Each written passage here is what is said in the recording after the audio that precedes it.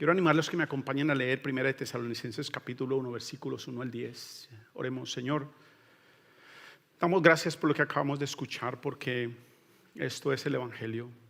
Es tu palabra penetrando fronteras, atravesando murallas. Es tu palabra, Señor, transformando los corazones de algunos que deciden confiar en ti y por el amor que tú les has dado a ellos expresar ese mismo amor a otros. Y hoy lo estamos viendo en el testimonio de Esteban, en el testimonio de Jorge y muy seguramente en el testimonio de cada uno de los que están acá sentados y viéndonos. Gracias porque ahora nosotros somos parte de este testimonio y seguramente mañana otros también contarán historias parecidas. Háblanos, habla a nuestros corazones, lo pedimos en Cristo nuestro Señor.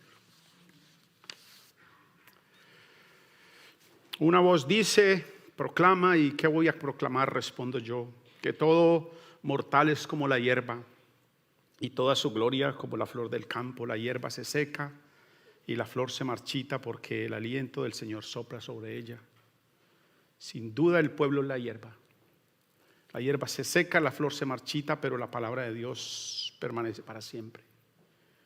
Acompáñeme leyendo la escritura, la primera carta a los tesalonicenses, 1 Tesalonicenses capítulo 1, versículos 1 hasta el 10. Dice así la escritura: Pablo, Silvano y Timoteo, a la iglesia de los tesalonicenses que está en Dios el Padre y en el Señor Jesucristo. Interesante ese zip code.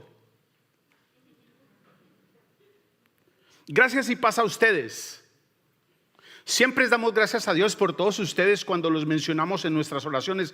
Los recordamos constantemente delante de nuestro Dios y Padre a causa de la obra realizada por su fe, el trabajo motivado por su amor y la constancia sostenida por su esperanza en nuestro Señor Jesucristo.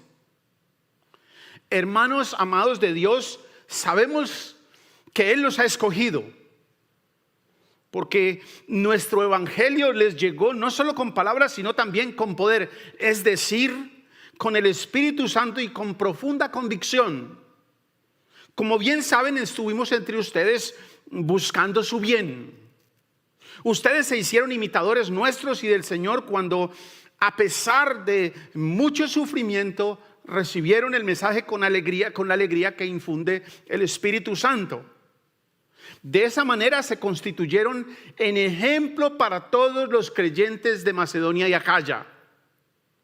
Partiendo de ustedes, el mensaje del Señor se ha proclamado no solo en Macedonia y en Acaya, sino en todo lugar. A tal punto se ha divulgado su fe en Dios que ya no es necesario que nosotros digamos nada. Ellos mismos cuentan de lo bien que ustedes nos reciben y de cómo se convirtieron a Dios, dejando los ídolos para servir al Dios vivo y verdadero y esperar del cielo a Jesús, su Hijo, a quien resucitó, que nos libra del castigo venidero. Y solo quiero llamar su atención a esa parte, que nos libra. No es que nos va a librar, consumado es. Pablo, Silvano y Timoteo resaltan en esta congregación de creyentes tres aspectos interesantes: la obra de la fe, el trabajo del amor y la perseverancia en la esperanza. Ahora, esto mismo está en cada generación de creyentes, tanto en el Antiguo como en el Nuevo Testamento. Si ustedes observan en los testimonios que Esteban y Jorge nos contaron, estos mismos elementos están allí, ustedes los pueden ver. Abraham salió, dice la escritura, sin saber a dónde iba, en busca de la ciudad cuyo arquitecto y fundador es Dios. No solo creyó, pero se movió, actuó, funcionó de acuerdo a lo que Dios le dijo. Moisés fue llamado a dirigir y a libertar un gran número de creyentes contra toda posibilidad. No solo oyó lo que Dios decía, pero interiorizó lo que Dios le decía, y eso transformó el corazón de él y se movió en esa dirección, aún incluso con cierta resistencia. José vio las pruebas, la traición, el desprecio, las calumnias, la riqueza, los puestos de poder, los puestos de influencia como avances del plan de Dios en su vida. Pablo dice lo siguiente: y todo esto que me ha acontecido, después de varias veces que había sido apedreado, traicionado, una cantidad de situaciones, dice, y todo esto que me ha acontecido ha contribuido en el progreso del evangelio. Dice en otra de las cartas: esta leve tribulación momentánea produce en nosotros un cada vez más inmenso peso de gloria. Dice: oren sin cesar, den gracias a Dios en todo, porque esta es la voluntad de Dios.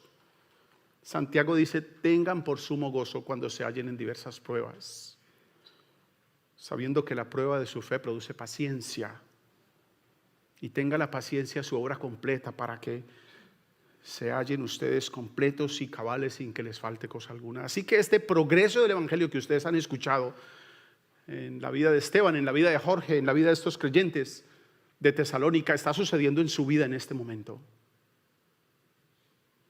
Ha venido sucediendo.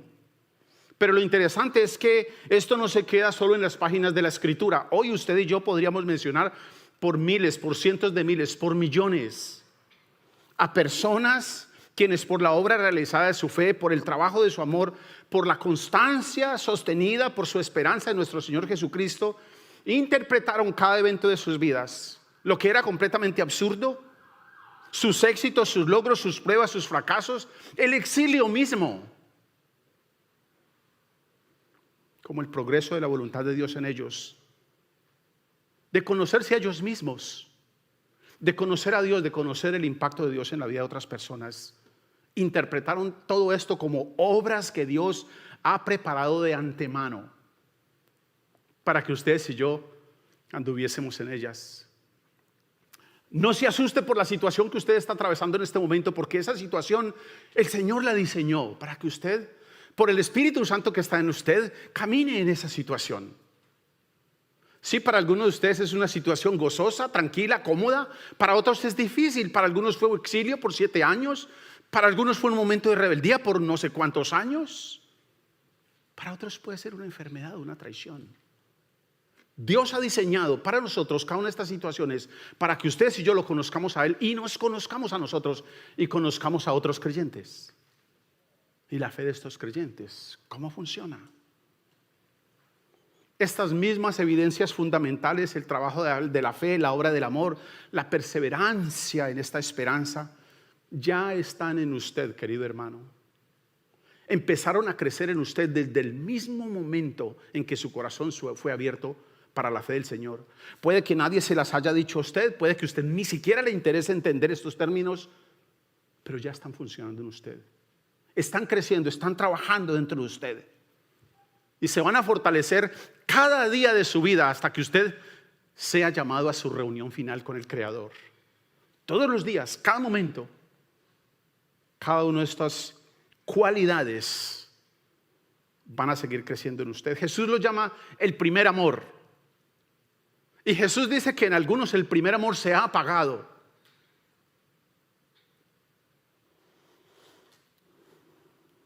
Sería inapropiado insinuar o sería inapropiado concluir que los apóstoles, que los discípulos o que estos creyentes de Tesalónica ya estaban completamente maduros emocional o espiritualmente. Eso no podemos decirlo y la evidencia está en la Escritura. Simplemente estaban creciendo. Ninguno, ni de los apóstoles, ni de los patriarcas, ni de los discípulos estaba concluido, estaba terminado en su madurez espiritual. Todos estaban en un proceso de transformación y crecimiento como usted y yo estamos. De modo que pare de exigirle a los demás que terminen el proceso cuando el proceso en usted no ha terminado. Pero disfrute además usted de que el proceso está funcionando, que otros están acercándose a su vida y están expresando su fe, porque eso quizás lo motive a usted mañana a expresar su fe en la vida de otros. Pregunta para hacernos: ¿cómo empezó esta congregación de Tesalónica? ¿Saben cómo empezó? Interesante, quiero que me acompañen. Hechos capítulo 17, versículos 1 al 4. Miren cómo empezó esa congregación. Dice: atravesando Anfípolis y Apolonía, Pablo y Silas llegaron a Tesalónica, donde había una sinagoga de los judíos. Mire cómo empezó. Como era su costumbre, Pablo entró en la sinagoga y 3 sábados seguidos discutió con ellos. Miren lo importante de esto. Basándose en la escritura, les explicaba y les demostraba que era necesario que el Mesías padeciera y resucitara. Les decía, este Jesús que les anuncio es el Mesías. Algunos de los judíos se convencieron y se unieron a Pablo y a Silas, como también lo hicieron un buen número de mujeres prominentes y muchos griegos que adoraban a Dios. Esta congregación empezó por un hecho simple. Empezaron a creer la redención de Cristo Jesús. Cristo Jesús nos perdona del castigo. Cristo Jesús nos redime. Creyeron en su nueva condición. Ahora son hijos amados de Dios, escogidos, dice la carta a los tesalonicenses. Empezaron a entender el proceso de transformación del Espíritu Santo en sus vidas. Creyeron en la verdadera esperanza en Cristo Jesús, quien no solo nos ha liberado, sino que regresará para restaurarnos a nosotros, quienes hayamos creído, para llevarnos con Él. Eso fue lo que pasó en esa congregación. Desde la Escritura, dice la Escritura, que ellos fueron convencidos y se les demostró. Pablo les enseñó, les mostró. Esto era lo que decían los profetas, esto era lo que decían los patriarcas acerca de este Jesús que les anunciamos. Reconocieron y aceptaron su culpa, reconocieron sus ídolos, nos dice la carta. Aceptaron y creyeron en el plan de salvación de Dios a través de Cristo. Descansaron en los pactos y en las promesas de Dios. Bien simple, está escrito. Entendieron que Cristo Jesús era su única esperanza. Hoy estamos acá celebrando como la fe de algunos, como la fe de nuestros patriarcas, de nuestros profetas, de las siervos y siervas de Dios, de los apóstoles, de los discípulos. Ha impactado la vida y la fe de otros. Eso celebramos esta semana en Granada. Cómo Dios ha usado a otros para impactar nuestra fe y cómo Dios lo quiere usar a usted y puede usar a usted para que usted impacte a otros, la fe y la vida de otros, la fe y la vida de nuestras nuevas generaciones. Yo tengo que mencionar a Benjamín porque Benjamín es la generación que tiene 5 mesecitos. Estamos influenciando esta generación. Yo tengo que mencionar a Beatriz porque es la representación de nuestra generación joven. Esta generación ustedes tienen que estar expuestos a la fe que creemos. Puede que usted no lo esté entendiendo ahora y se revele ahora. Yo no sé cuánto entienda Benjamín de este servicio, pero él está todo el tiempo acá, atento, y a veces participa. Pero no interesa cuánto entiendan ellos, interesa cuánto cree usted que el Señor puede transformar esas vidas. Y que lo acabamos de ver en Esteban y lo estamos viendo en la vida de la familia Neto y en cada uno de nosotros. No se trata de lo que ellos sientan, se trata de lo que usted crea.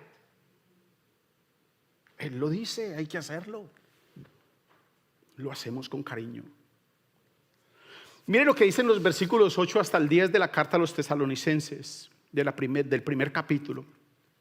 Dice así: partiendo de ustedes, versículo 8, 1 Tesalonicenses 1:8 dice: partiendo de ustedes, el mensaje del Señor se ha proclamado no solo en Macedonia y en Acaya, sino en todo lugar. A tal punto se ha divulgado su fe en Dios que ya no es necesario que nosotros digamos nada.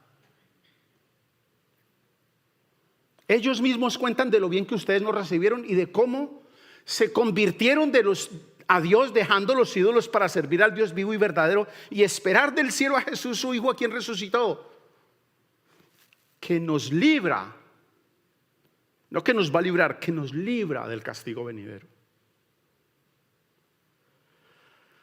Aquellos cuyos corazones han sido abiertos, alumbrados por el mensaje del Evangelio, son invitados, son habilitados, reciben de parte de Dios el privilegio. Tenemos que decir, invitados y somos habilitados por el Espíritu Santo para contarle a otros quién es este Redentor nuestro y en dónde está nuestra esperanza. No, mi esperanza no está en que se arregle una condición política de un país o en mi profesión o en mis fuerzas. Mi esperanza está en las promesas de Cristo que estoy viendo a otras personas extraños a mí poniéndolas en práctica en mi vida, en la vida de ellos, en la vida de mi familia, sin conocerme, invirtiendo tiempo, invirtiendo dinero, sin esperar nada a cambio. Porque Cristo lo ha hecho por ellos. Quienes hemos sido transformados por Dios, recibimos esa invitación para que le demostremos a otros y le contemos a otros esa libertad. Cada creyente en cada generación tiene este inmenso privilegio, esta misma oportunidad. Contar a otros la obra de quien lo ha libertado a él. Contar a otros cuál es su verdadera esperanza. Sería una tragedia si le estamos contando a nuestras generaciones que su esperanza está en la profesión que escojan. No que no deban escoger una profesión, pero esa no es su esperanza. Sería una tragedia si estamos educando a nuestras generaciones haciéndoles pensar que su mayor esperanza está en los bienes que consiga. No quiere decir que no deban conseguir nada, pero su verdadera y única esperanza está en Cristo Jesús, que los puede libertar, en el Espíritu Santo que los puede transformar, y la nueva esperanza que Cristo Jesús nos ofrece, sea un profesional con muchos bienes o no. Su esperanza está más allá de esto acá. Mire cómo lo dice Jesús, acompáñeme por favor. Juan capítulo 15, versículo 16. Jesús lo dice de una manera interesante. No me escogieron ustedes a mí, sino que yo los escogí a ustedes y los comisioné para que vayan y den fruto, un fruto que perdure. Así el Padre les dará todo lo que pidan en mi nombre. Y dice el versículo siguiente, que no lo tiene allí, pero usted puede leerse si quiere, Juan 15. Este es mi mandamiento, que se amen los unos a los otros. Mire cómo lo dice Jesús nuevamente por allí en Lucas capítulo 24, versículo 46 al 49. Dice: esto es lo que está escrito, les explicó, que el Cristo padecerá y resucitará al tercer día, y en su nombre se predicará el arrepentimiento y el perdón de los pecados a todas las naciones, comenzando desde Jerusalén. Ustedes son testigos de estas cosas. Ahora voy a enviarles lo que ha prometido mi Padre, pero ustedes quédense en la ciudad hasta que sean revestidos de poder desde lo alto. Y ya sabemos por la Escritura que ese poder desde lo alto llegó. Recuerdan, en el día de Pentecostés los hermanos recibieron al Espíritu Santo. Así que estos creyentes de Tesalónica, de repente, por la fe en ellos, por la fe que otros les demostraron a ellos, enfocaron su esperanza donde debían. Su esperanza ya no estaba acá, entendían que su meta ya estaba asegurada. Jesús dice lo siguiente en Juan capítulo 14, versículos 1 al 4. No se angustien, confíen en Dios, confíen también en mí. En el hogar de mi Padre, dice el Señor, hay muchas viviendas. Si no fuera así, ya se los había dicho a ustedes. Voy a prepararles un lugar. Y si me voy y se lo preparo, vendré a llevarlos conmigo. Así ustedes estarán donde yo esté. Ustedes ya conocen el camino para ir a donde yo voy. Ay, yo no sé a usted, pero a mí esto me llena una esperanza inmensa.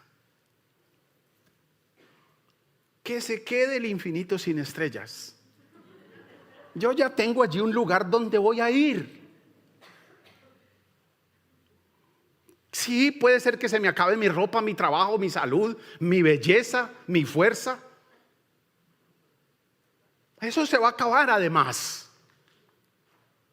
Pero lo que no se va a acabar es esto que Él me ha dicho. Y estos creyentes están caminando con esa esperanza. Están enfocados en esa esperanza. Y si podemos influenciar nuestras nuevas generaciones con esta esperanza, ese sería nuestro gran logro. En el versículo 6 de la carta, le dicen ellos: ustedes se hicieron imitadores de nuestros y del Señor. No es que ustedes se hicieron predicadores. Lo que impactó la vida de Esteban, lo que impactó la vida de Jorge, lo que impactó mi vida, y muy seguramente lo que ha impactado su vida, no es tanto lo que hablamos. La reproducción en el Evangelio, la multiplicación en el Evangelio se produce principalmente por reflejo, por imitación, y no por cátedra. Usted y yo tenemos la oportunidad de imitar a Cristo y la fe en Cristo Jesús a otros, de la misma manera que otros lo hicieron y nos la mostraron a nosotros. Tenemos el privilegio. No se asuste, usted no es el redentor. No se asuste por el resultado. Solamente muestre lo que usted está creyendo y Dios se encarga de producirlo. Querido hermano, el impacto de Dios en su vida es determinante para aquellos que Dios pone alrededor de usted, aquellos con los que Dios ya lo está relacionando a usted, creyentes o no creyentes. Lo que Dios está haciendo en su vida es importantísimo en la vida de ellos. Una tragedia horrible que he escuchado de los creyentes es que me estoy alejando de las personas, de mis amigos no creyentes. Pare, por favor. Usted no tiene que hacer lo que los que no creyentes hacen, pero no se aleje de ellos, porque esas personas fueron puestos en su camino, porque Dios puso la luz de Él en su corazón y su espíritu en su corazón. No se aleje de ellos, pero no se deje influenciar del mundo. Usted tiene el Espíritu Santo, ámelos, muéstreles compasión, sírvales, sea transparente en su corazón. Confiéseles sus pecados a ellos. La gente de la región dice que notaba que estos creyentes de Tesalónica se habían convertido de sus ídolos para servir al Dios viviente. Ahora, yo no sé a ustedes, pero cuando oímos esa palabra de ídolos o idolatría, uno se imagina una gente adorando cultura, adorando imágenes o unas culturas retrógradas, aborígenes arrodillados al sol. ¿Se imagina uno eso? Por lo menos en mi caso, posiblemente usted no. Pero en este no es el caso en estos creyentes de Tesalónica. Sus ídolos eran ídolos mucho más sofisticados, menos fáciles de reconocer, más fáciles de justificar. Algunos de ellos eran, y que muy seguramente algunos de nosotros estamos envueltos y atrapados por ellos, el hedonismo y el humanismo. Son ídolos poderosísimos y se pueden ver muy fácil en estas culturas. El hedonismo es una escuela de pensamiento que argumenta que el placer y la felicidad son los bienes más importantes y el objetivo primario de la vida humana. El placer y la felicidad son los bienes más importantes y el objetivo primario de la vida humana. Un hedonista buscará a todo costo el placer y evitará por todos los medios el dolor. Buscará por medios internos o externos retener el mayor tiempo posible aquello que le produzca placer. El objeto o la relación, la posición o la posesión que le dé seguridad, que le dé significancia. En eso está aferrada su vida. Otro ídolo terrible es el humanismo. El humano como responsable de su origen, de su destino, sin depender del Creador. Es la herejía y la mentira más antigua que nos han metido en nuestros corazones. El pecado, yo diría, de la autonomía. No necesito a Dios. Yo puedo vivir mi vida sin Dios.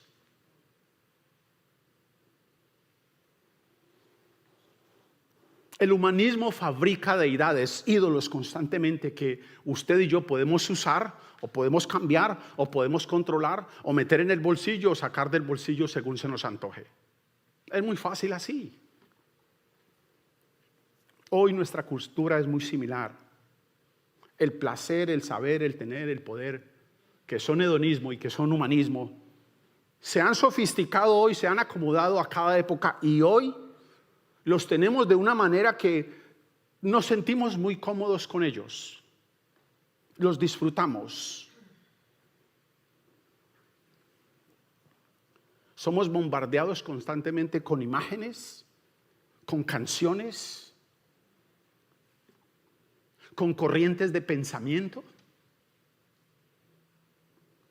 donde ustedes y yo somos expuestos a una meticulosa, cuidadosa, planeada invasión de en lo que usted y yo vamos a poner nuestra esperanza. Cuando usted y yo menos lo pensamos, estamos expuestos a información donde ustedes y yo decidimos defender esos ídolos, adorar esos ídolos, los vamos a buscar, los vamos a perseguir, los vamos a retener, porque de una manera sistemática nos han sembrado eso, sin darnos cuenta. Pregunta para ustedes, y quiero animarlos a que en lo posible, en verdad, se haga esta pregunta. Y voy a empezar desde Benjamín. Él no se puede responder esta pregunta, pero de ahí para adelante, el que pueda pensar un poquito, hágase esta pregunta. ¿Qué es aquello en su vida que si usted lo llega a perder hoy, en este momento, piense en eso, su vida perdería todo sentido? ¿Qué es aquello que hay en su vida, cosa, persona, relación, lo que sea, que si usted lo llegara a perder hoy, esta tarde, su vida perdiera todo sentido, su vida se derrumbaría? ¿Cuánto tiempo, cuánto enfoque, cuánto dinero invierte usted en eso?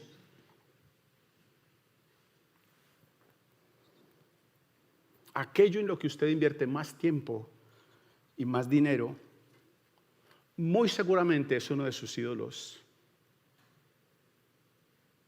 ¿Qué es aquello que si usted perdiera esta mañana, su vida se desvanecería?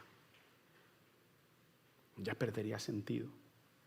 ¿Cómo podríamos honrar al Dios único, vivo y verdadero mientras hacemos mecánica a un carro? Mientras hacemos una cirugía, mientras vendemos una casa, mientras enseñamos una clase, mientras usted ejerce su profesión. ¿Cómo podría yo honrar a Dios en eso mientras hago un informe financiero?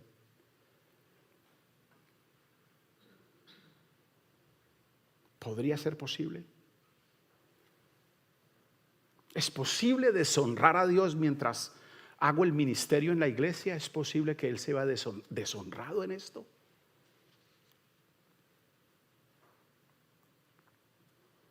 ¿Es posible honrar a Dios al iniciar una relación, al cultivar una relación, al mantener una relación? La persona, el poder y la sabiduría del Espíritu Santo ha sido dado a los creyentes para poder vivir como personas que llevan fruto. Jesús dice: no me eligieron ustedes a mí, yo los elegí a ustedes y los he puesto para que vayan y lleven fruto. El Espíritu Santo está en usted. No es que Él se escandaliza y se va y después vuelve y entra cuando usted lo invita. No, Él está ahí en usted, dándole el chance, ayudar, que Él quiere usarlo a usted. Y el llamado está hecho: vayan y hagan discípulos. Por la obra de Cristo usted ha sido hecho miembro de la familia de Dios. A usted le ha sido dado el Espíritu Santo para que por la fe, por la guía en Él, por la dirección de Él se conduzca en todo asunto mientras termina este paso suyo por la tierra. Para que con su forma de vida, con su vocabulario, otros crean, otros se reconcilien, otros imiten la fe en Cristo. Por lo que usted está profesando hoy, las generaciones por venir podrán decir: damos gracias a Dios por esas personas. Las generaciones que vienen van a decir: estoy eternamente agradecido por la persona, por usted, porque usted ejerció su fe. Oremos. Señor, damos gracias por la fe de aquellas personas que impactaron la vida de los apóstoles, la vida de los discípulos, pero por aquellas personas que impactaron la vida de Esteban y el testimonio que él nos compartió. Damos gracias por las personas que impactaron la vida de Liliana, sus dos hermanos, la vida de Jorge, su esposa. Toda una generación, 2 generaciones, ya tercera generación casi a las puertas. Gracias por la fe de otros, Señor, que por participar en las misiones han querido involucrarse y ser parte de la transformación de otros.